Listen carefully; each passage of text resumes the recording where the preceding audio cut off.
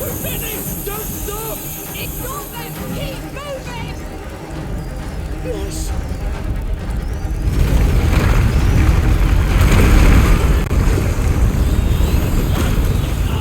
After recently playing and thoroughly enjoying the first game, I was excited to see what A Plague Tale Requiem would have in store, and all the signs were looking pretty good. I'd watched a few of the gameplay trailers and it was looking nice.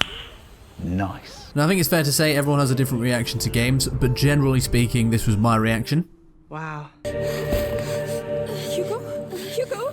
What's wrong? What's wrong? Wow.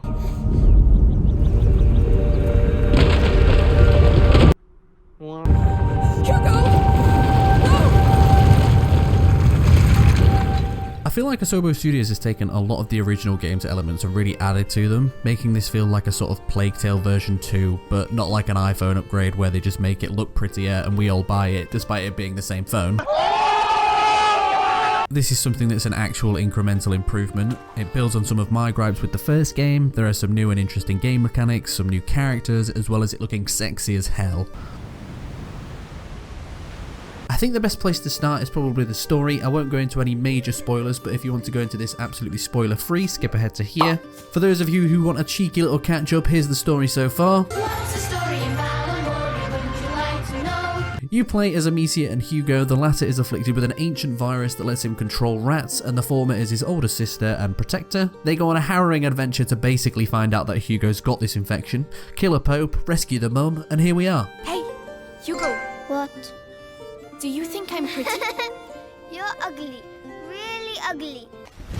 Emotional, damn it! In A Plague Tale Requiem, we pick up a few months after the events of Innocence. Amecia, Hugo and crew are looking for members of an order of alchemists to help them find a cure for Hugo, and as you might expect, things don't exactly go to plan. Chaos ensues and the pair go on an increasingly perilous journey to find out more about the macula and how they might cure it. Hugo is still the same innocent child we know from the first game, but in the second game he has become incredibly self-aware. Somehow at 5 or 6 years old he is insanely aware of the danger that he's causing to everyone close to him, and this leads to some moments where I legitimately wanted to put my arm around him and say, It's gonna be okay, son. Amecia remains a fucking brilliant protagonist in this series. She's more battle-hardened, but also more flawed. She's got a wide range of conflicting emotions, which at times didn't quite marry up with the gameplay. For example, there were a couple of times where she'd feel really conflicted about killing, but this was undercut by being forced into a murderous rampage. But she constantly stays true to her objective of protecting and saving Hugo. I don't give a damn about your order! I don't know you! I don't work for you! Let me see him! Hugo is tired, Amecia. You can't enter his room in your state. Let me pass! Not until you... Throughout the story, the duo are introduced to a few new cast members as well as some existing relationships being explored and developed, and for the most part I was fully on board. There was only really one character I thought was a bit of a throwaway called Arnaud? Arno? Whatever, he's a character who's an antagonist in the first quarter of the game who then aids you later on, and perhaps I was a little bit too busy staring at all the sexiness to notice. That is the right attitude. Speaking of sexiness, I don't think I've seen a better looking game so far this year. I'm recording this in late October, early November, so I know we've still got a few more releases to come, but in terms of A Plague Tale Requiem, the character models looked really polished, the water graphics were brilliant, there's some amazing and diverse locations. You start out in a kind of Roman-esque village and you travel to lush coastal landscapes and it all looks fantastic. Oh, and they do my absolute favourite thing, they focus on the little details in games. They have stare animations, they have crawl animations, and they even had this weird sludge walk animation, which I didn't know I had a fetish for that sort of thing, but apparently I do now. There is also this alchemy item that you can use to save yourself from rats, and the way that you walk with the fire particles bouncing off it, oh, it just looks so freaking cool. Generally speaking, games look fantastic these days, so when a game really dials in on those little details, I absolutely buzz off it. There's also some great set pieces in Requiem. The ever-present rats sweeping a town with like a tsunami of terror is something to experience. That being said, and I'm not usually one to care about this sort of thing, but there were a few performance issues along the way that even I noticed. There was the occasional jerk as my PS5 struggled to handle this level of sexiness. Who do you think you are to defy me? I'm Amecia Hugo! Ah, shut up!